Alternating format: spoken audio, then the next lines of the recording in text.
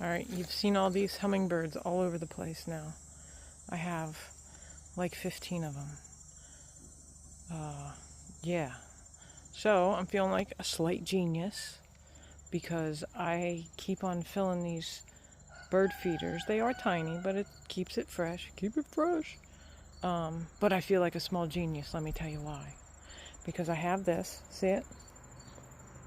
It's for your plants, good for terrariums, but I filled it with this sugar water. Look at this bee coming out. Help me! Alright, so, yeah, I'll just stick it in. Woo! Squeeze it in, boom.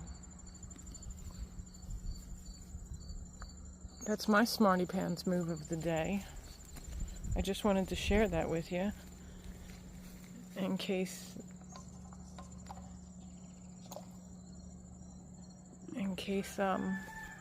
you have some hummingbird feeders. So consider this just a silly little tip that I fell onto.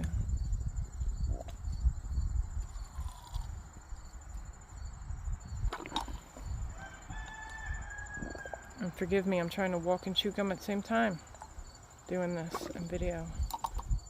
Not good at it. But, oh, we got one here.